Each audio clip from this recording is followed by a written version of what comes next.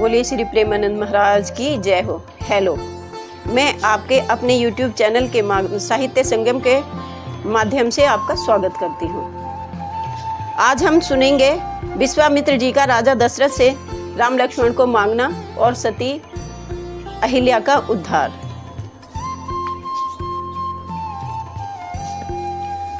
तो जिस दिन से प्रगटे अवध राम सच्चिदानंद, तब से दिन दूना बढ़ा घर घर में आनंद। अब आगे जैसा हुआ सुनिए वही चरित्र, दशरथ के दरबार में आए विश्वामित्र। बोले राजन ध्यान दे सुन कुछ मेरा हाल, ऋषियों की रक्षा सदा करते हैं भूपाल। मैं यज्ञ जिस समय करता हूँ दुख मुझको निश्चर देते हैं, पूजा सामग्री हवन कुंड सब नष्ट भ्रष्ट कर देते हैं। याज्ञिक उनसे यदि युद्ध करे तो यज्ञ कार्य सब खंडित है, फिर धन वाले ना लड़ूंगा मैं, यह प्रण भी मेरा निश्चित है। असुरों के अत्याचारों से अकुलाया घबराया हूँ मैं, रक्षा सहायता दो चीजें तुझसे लेने आया हूँ मैं। तू अपने पुत्र राम लक्ष्मण दे सौंप मुझे कुछ दिवसों को, इसमें है तुझको पुण्य सुयस कल्याण हर्ष उन दोनों को। सुनते ही दशरथ हुए व्याकुल और मलिन, हाथ जोड़ी ऋषिराज से बोले वाणी दीन। हे मुनिवर दोनों बालक हैं, भोले भाले नादान निरे, रण विद्या नहीं जानते हैं, लड़ने में अभी अजान निरे। लो राज ताज संपत्ति सेना यह सब देना दुश्वार नहीं, आज्ञा हो तो मैं चला चलूं इसमें भी कुछ इनकार नहीं। हे स्वामी सभी समर्पण है, जितने साधन शासक के हैं, पर प्रभु विचार के वचन कहो, सुत चारों चौथे पन के हैं। मेरी वृद्धावस्था के में ये पुत्र मुझे प्राप्त हुए हैं, आप सोच समझ के अपना वचन कहिए।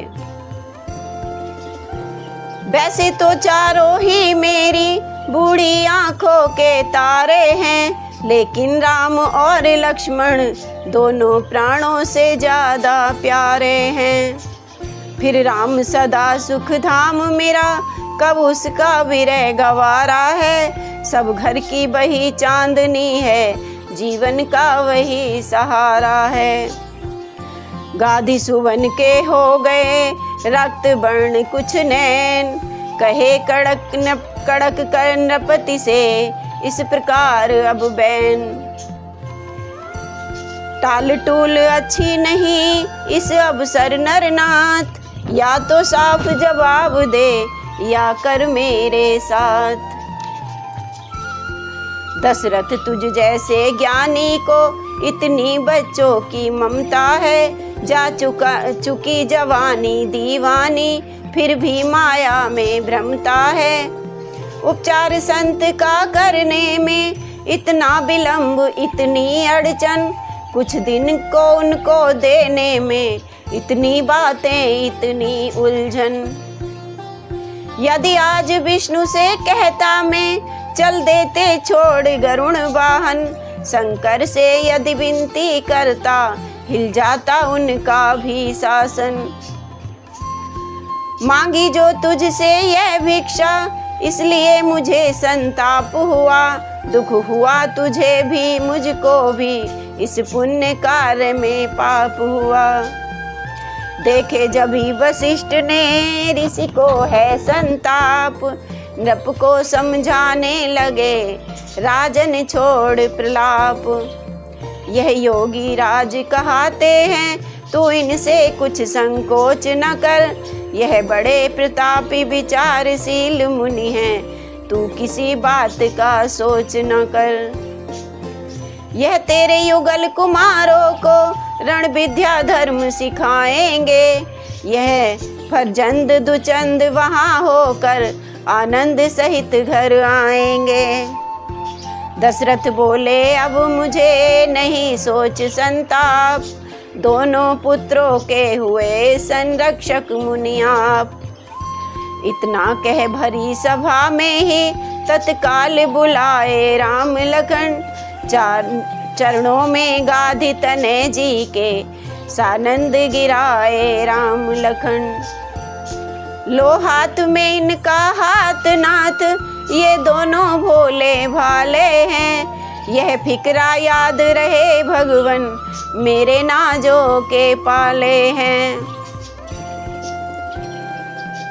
और फिर अपने बेटों को भी समझाते हैं कि बेटा जाओ ऋषि के साथ, सेवा में नित रहियो रे, आज्ञा पालन करियो हो ना इन्हें संताप। बेटा जाओ ऋषि के साथ। तो पितु का आशीष प्राप्त कर माँ से ले वरदान, ऋषि सेवा को चल दिए दोनों ही बलवान। तो प्रातःकाल मुनिराज से बोले राजकुमार, आप यज्ञ निर्वय करें हम हैं पहरेदार। आरंभ यज्ञ का होते ही असुरों का मंडल आ पहुँचा, शुभ अनुष्ठान में विघ्न रूप निष्ठुर निश्चर दल आ पहुँचा। रघुवंशी राजकुमारों ने आगे बढ़कर ललकारा सबको, हाथों में लेकर धनुष बाण पल में संघारा सबको। धर्म स्थापन करेंगे यह ऐसा विश्वास ना क्यों कर हो, जब दोनों विजयी सिंहों का यह पहला पहला अवसर हो। क्षण में सुबाहु रजनीचर को अर्पण कर दिया अग्निसर से, मारीच नीच को उड़ा दिया 100 योजन पार समुंदर से। ये वही मारीच था जो आगे चलकर सोने का मृग बनकर सीता जी को मोहित करता था।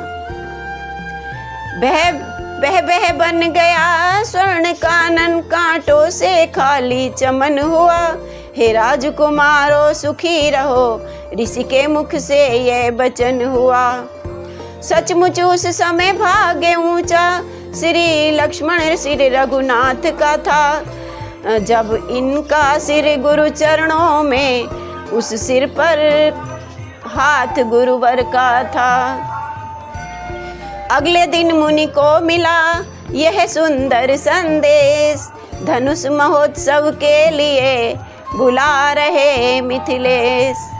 समाचार सुनकर लगे चलने जब मुनिनाथ, प्रेम विवश चलते समय लिया इन्हें भी साथ। राम लक्ष्मण को भी अपने साथ ले लिया। चलते चलते वह जगह मिली, छाया ना जहां दिखाती थी, जिस ओर नेत्र दौड़ाते थे मरुभूमि दृष्टि में आती थी पड़ी एक पाषाण मूर्ति, चारों दिश जिसके कोहरा था। मुस्का कर पूछा रघुवर ने, गुरुवर ये अचरज कैसा है। रघुनंदन की बात सुन बहसे विश्वामित्र, सुना दिया उस शिला का आदोपांत चरित्र। फिर कहा कभी गौतम थी, अब शिला साप की मारी है। गुरुजी ने उन्हें बताया कि ये गौतम की पत्नी थी, अब तो बेचारी सांप के मारी हुई शिला बन गई है, पत्थर बन गई है। सबके उपराम हुई है ये आकांक्षा एक तुम्हारी है, यह केवल तुम्हारे ही इंतजार में है। इस पाप प्रतीड़ित पथरी को पदरज का चेतन चूरन दो, यह पतिता है पावन पद दो, जीवन मृत की संजीवन दो। छुआ चरण से शिला को राघव ने तत्काल, पदरज लगते ही हुई गौतम रस नारी निहाल। प्रभु संकट से मुझको छुड़ाया। गौतम ऋषि कहती हैं, गौतम ऋषि की पत्नी कहती हैं श्री रामचंद्र जी से कि प्रभु संकट से मुझको छुड़ाया। जय हो दीनानाथ, प्रभु संकट से मुझको छुड़ाया। मैं बड़ भगनी पाया दर्शन, ऋषि का भी शाप हुआ पूरन।